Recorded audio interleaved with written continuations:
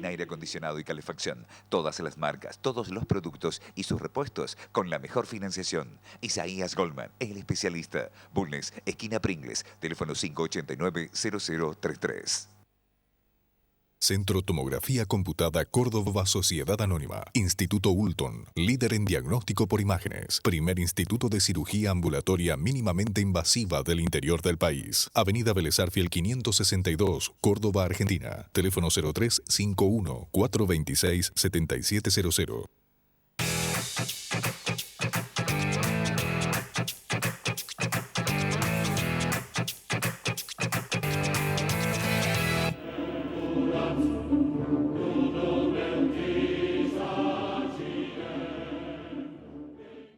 Bienvenidos a Palabra de Honor.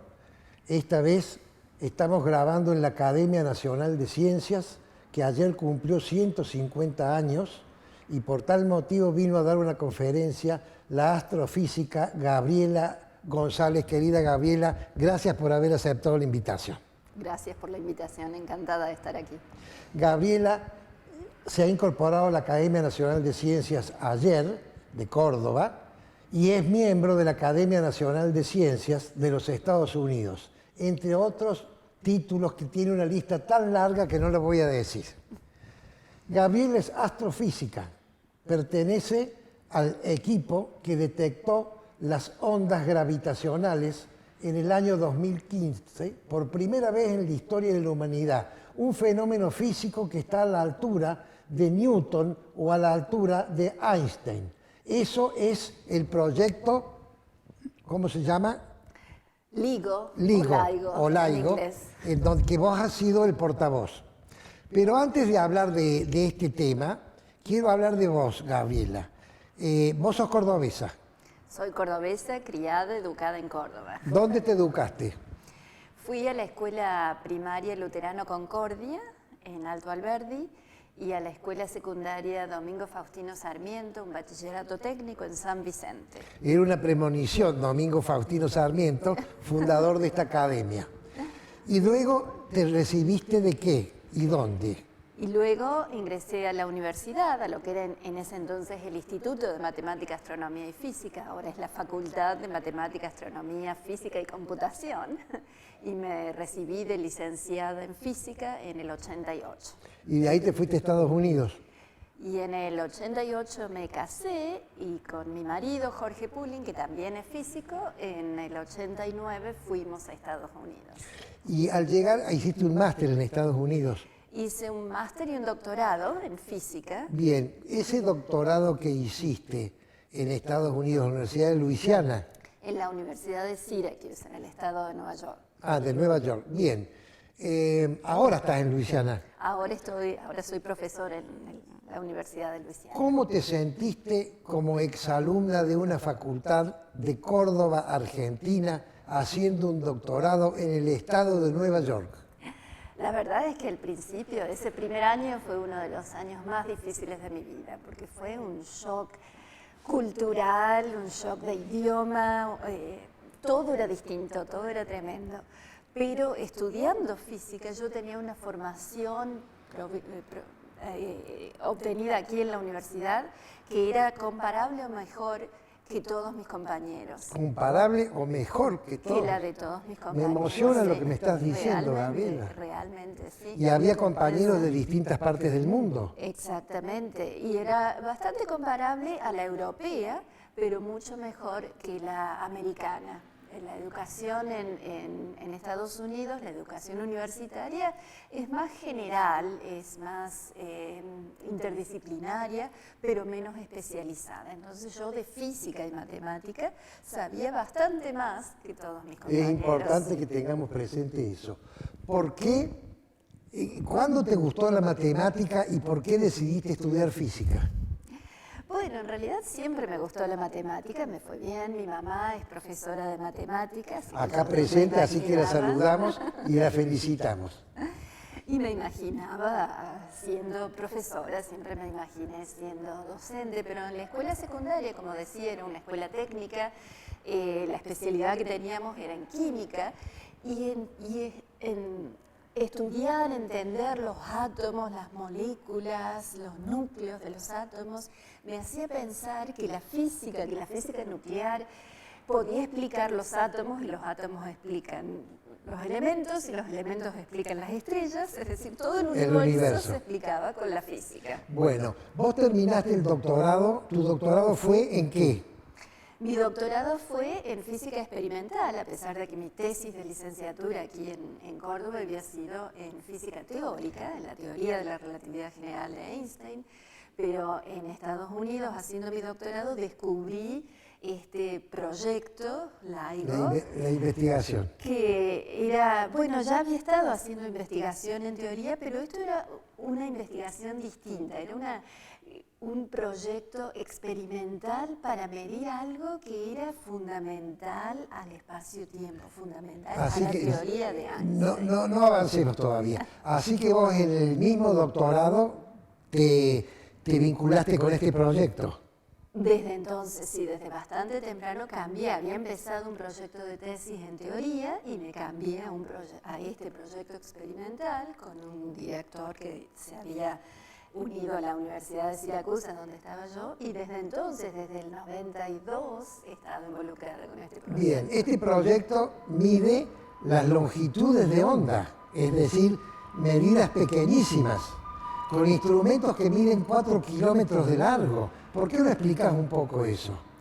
Sí, lo que detectamos, y estuvimos construyendo estos instrumentos para detectar, son cambios infinitesimales de distancias que se producen por eventos astrofísicos muy lejanos, por ejemplo, colisiones de agujeros negros. ¿Y ese agujero negro a qué distancia está?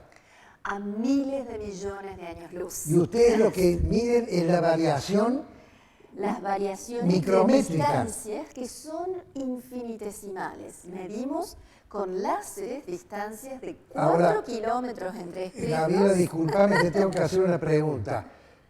¿Qué certeza tenés vos de que un instrumento tiene esa exactitud para sacar la distancia, no del átomo, sino del núcleo, versus años luz? Exactamente. Es una cosa que yo no puedo entender. Eso fue lo que me fascinó a mí, que este experimento iba a hacer mediciones súper precisas aquí en la Tierra para entender eventos que habían transcurrido hace miles de millones de años allá por agujeros negros. Que era la colisión de dos agujeros negros. Exactamente. Explicarle a la audiencia qué es un agujero negro. Un agujero negro es una predicción de la teoría de Einstein que dice que si hay demasiada masa en un radio pequeño, esa masa se va a concentrar en un punto en el centro del agujero negro y hay un horizonte, que es una esfera alrededor de ese punto, que llamamos horizonte del agujero negro, del cual no puede salir nada. Es decir, la densidad es tan grande que la gravedad hace que ni siquiera la luz salga. Que ni siquiera la luz salga y por eso se llama negro, porque no sale luz. Si entra luz, no sale. Bueno, ¿y cómo vinculas eso con la curvatura del espacio de Einstein? Porque primero explicar la curvatura del espacio versus la fuerza de gravedad de Newton. Claro, la teoría que aprendemos en la escuela, la teoría de gravedad, es que las masas se atraen porque sienten esta fuerza de gravedad, que es una fuerza instantánea. La teoría de Einstein, que es una teoría de gravedad, lo que dice es que existe un espacio-tiempo, que uno se lo imagina como una grilla tridimensional, como un papel cuadriculado, pero en 3 dimensiones, midiendo distancias, con relojitos en las esquinas, midiendo tiempos. Eso es el espacio-tiempo. El espacio-tiempo plano es cuando todas las distancias son iguales y todos los relojes sincronizados. Pero si hay una masa, pequeña o grande, no importa, cualquier masa, esa masa va a curvar el espacio-tiempo alrededor, es decir, las distancias van a ser distintas, más cerca de la masa que fuera, los relojes van a estar desincronizados. Esa es la teoría de Einstein. Esa es la teoría de Einstein. ¿Cómo vinculas eso con la onda que ustedes midieron? Bueno, primero lo que hay que entender es que cómo explica esta teoría la gravedad. El Sol produce esta curvatura del espacio-tiempo y la Tierra ve camino a seguir, no porque sienta una fuerza de gravitación del Sol, sino porque ve el espacio-tiempo curvo. Entonces sigue una trayectoria curva alrededor del Sol. Si tenemos dos agujeros negros, cada uno de estos agujeros negros está curvando el espacio-tiempo, está siguiendo esa curvatura y entonces están girando uno alrededor del otro. Al estar girando uno alrededor del otro, la curvatura del espacio-tiempo se convierte en una curvatura ondulatoria. Esas son las ondas gravitacionales. Las ondas gravitacionales no es nada más, digamos, que un corte del espacio-tiempo que es ondulatorio. Exactamente, que es ondulatorio porque los agujeros negros se están moviendo en este movimiento ondulatorio, que a veces me gusta decir que es como si los agujeros negros estuvieran bailando un tango. Ajá. Pero una de las consecuencias es que estas ondas gravitatorias se están llevando energía del sistema, lo que hace que los agujeros negros se acerquen, porque el sistema se queda con menos energía, entonces los agujeros negros se van acercando cada vez más, girando cada vez más rápido hasta que se fusionan en un solo agujero negro. ¿Esas ondas gravitatorias son electromagnéticas o de otra característica? Son totalmente distintas, son ondas de espacio-tiempo, son ondas de distancias, ondas de relojes. Que nunca se habían detectado hasta que las detectaron ustedes. Exactamente, se sabía que existían porque la teoría las predecía, porque había habido observaciones de estrellas que se acercaban de acuerdo a esta predicción de ondas gravitacionales que se llevaban energía, pero no se habían detectado acá en la Tierra. Bueno, y ahora viene la pregunta del millón, si este ruido de la moto de la avenida de Vélez Sarsfield nos deja oír. ¿Cómo saben ustedes que ese ruidito insignificante que escuchan con estos instrumentos ¿Cómo sabemos que es son real? estas ondas? Exactamente, esa es la pregunta, no de 1 millón, sino... Perdón, queridos amigos, quiero decirles que no es una moto. Esto es la avenida General Paz y 9 de Julio y Vélez Sarsfield tomada por tercera vez en esta semana. Te pido disculpas, Gabriela, y seguimos entonces, si es que se puede oír. En realidad a mí me encanta escuchar la alegría de la gente porque creo que están festejando, no protestando. Pero le contaba, estos agujeros negros se acercan cada vez más, producen estas ondas gravitacionales y sabemos que las hemos detectado en la Tierra porque tenemos dos instrumentos. Porque tenemos que... Dos observatorios, tenemos dos interferómetros, uno en Luisiana, cerca de donde vivo yo, en el sudeste de Estados Unidos, y otro en el estado de Washington, en el noroeste de Estados Unidos, a 3.000 kilómetros de distancia.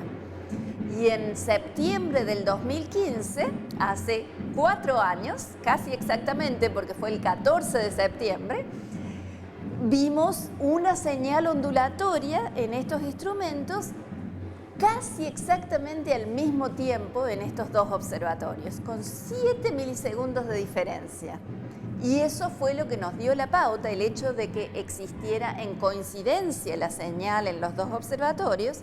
Eso es lo que nos dio la pauta de que era una señal astrofísica y no terrestre. Esos 7.000 segundos es... 7 milisegundos. 7 milisegundos de diferencia. ¿Es la diferencia que hay porque hay una distancia distinta entre el foco y un observatorio y el otro? Claro, la onda gravitacional está viajando, estaba llegando hacia la Tierra, viajando desde cierta dirección y llegó primero al observatorio de Luisiana y 7 milésimas de segundo más tarde el observatorio. Bueno, ¿y quién fue el primero que detectó eso en el aparato? Una computadora. ¿Y quién fue el primero que vio la computadora? En realidad tenemos programas de computadora que están generando información todo este tiempo y estábamos en una etapa de diagnóstico del instrumento. Todavía no estábamos tomando datos oficialmente, pero estábamos también mirando estas páginas de internet que producían los programas de computadora y fueron varios jóvenes, sobre todo en Europa, porque pasó muy temprano. Vos me decís que estaban casi calibrando el instrumento y antes de terminar de calibrarlo detectaron... La naturaleza nos sorprende. Así que el instrumento es extraordinario. Extraordinario, totalmente. Tiene 4 kilómetros de largo. Tiene forma de L y lo que medimos es la distancia entre el centro de esa L y los finales, estos 4 kilómetros de este lado y estos 4 kilómetros de este lado. ¿Qué pensaste vos, qué sentiste vos cuando te dijeron hemos detectado la onda? Yo pensé que era toda una prueba. Era una prueba.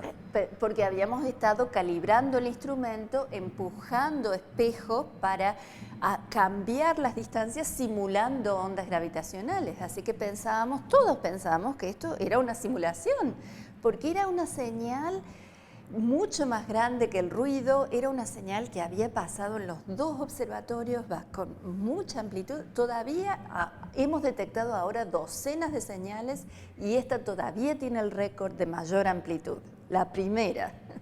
Extraordinario. Bueno, vamos a hacer un pequeño corte y continuamos en el segundo bloque. Gracias.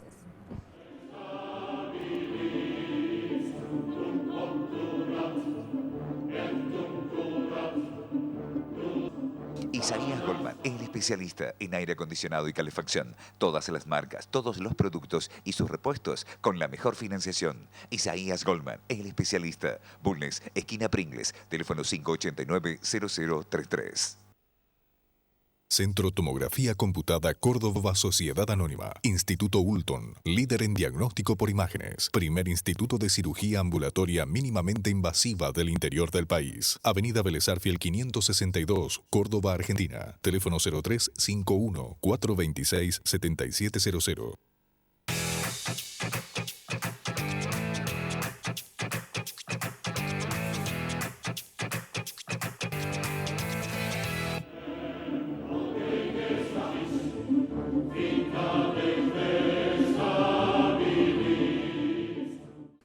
Segundo bloque de Palabra de Honor, entrevista a Gabriela Sánchez, astrofísica del equipo que descubrió las ondas gravitacionales. Ahora, Gabriela, si me permitís, voy a pasar de la astrofísica a la astrofilosofía. El Big Bang, ¿cierto? Que es el principio de todo. Un segundo libera toda la energía que hay en el mundo. Y así empieza el espacio-tiempo que vos has referido. A tu criterio, ¿qué había antes del Big Bang? Un segundo antes del Big Bang. En realidad, de acuerdo a la teoría que usamos para predecir que hubo lo que llamamos Big Bang, no hubo antes, no había tiempo antes del Big Bang. Es decir, el tiempo, el concepto de tiempo, el concepto físico de tiempo y de espacio se originó en ese instante. No hubo antes, me haces erizar la piel. No hubo antes. Nos salimos del sistema. Claro, uno se imagina el Big Bang como una explosión dentro de un espacio más grande en un momento determinado. Pero no, ese fue el principio del espacio y del tiempo. No había un espacio que contuvo esa explosión. Esa fue la creación del espacio y del tiempo. Entonces te voy a hacer la pregunta desde otra óptica, porque con esto me has dejado liquidado. Vos sos científica. Sí. El científico se basa en el método científico, ¿cierto? Experimentación y prueba. Todo lo que hay porque alguien lo creó, alguien lo hizo, ¿cierto? En la ciencia. ¿Quién hizo el Big Bang, en tu opinión? Los científicos no nos preguntamos quién hizo, porque eso es en realidad un concepto un poco antropomórfico. Creemos en una naturaleza y creemos en la naturaleza que tiene leyes. Y son las leyes de la naturaleza lo que estudiamos, lo que tratamos de entender, lo que tratamos de escribir en lenguaje matemático para poder predecir el futuro y poder tratar de entender el pasado, qué pasó antes en el universo.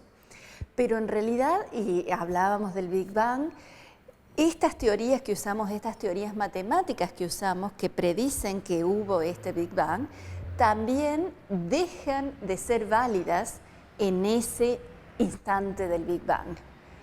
Es como si si la teoría nos dijera que tenemos que dividir por 0 para tener resultados en ese instante, por lo cual no tenemos predicciones en ese instante. De ahí en más sí tenemos predicciones y hay predicciones experimentales que se han confirmado y tenemos muchas teorías que llamamos teorías cosmológicas. Pero todavía se está estudiando teorías que puedan explicar ese origen cuántico del universo. Todavía no tenemos una combinación satisfactoria de la teoría de la relatividad general de Einstein, que es la que predice este Big Bang, con la teoría cuántica, que es la teoría que explica todas las partículas, todos los átomos. No se ha unificado todavía la física. No hay. Bueno, entonces te hago la pregunta de otra forma. Vos hablaste de las leyes. Estas leyes son válidas en todo el universo. Por lo menos creemos hasta el momento. En todo el universo que podemos observar. Que podemos observar. Es impresionante eso. Ahora, yo entiendo la evolución de las especies. A mí, Darwin me explica la evolución de las especies y la entiendo. Pero no entiendo una cantidad de leyes que hay que se cumplen siempre sin saber que aparecieron espontáneamente. ¿Vos podés entender eso? Es que como físicos, de nuevo, no nos preguntamos cuándo empezaron las leyes a ser válidas. Empezamos asumiendo que estas leyes han sido válidas. Pero si uno quiere pensar que hubo un origen para esas leyes o que hay alguna razón superior para esas leyes, esa es una cuestión de fe. Y la fe es algo que es diferente de la ciencia, pero es complementario. Es decir, uno puede tener fe y ser científico. Uno puede tener fe y puede ser científico. Bueno, a eso quería llegar. Vos sos astrónoma también. Soy física, sí. Supongo que de noche habrás visto el universo a través de estos telescopios extraordinarios. Y cuando ves eso, ¿qué sentís ya no como físico, sino como persona? Yo siento admiración por la belleza del universo y también por la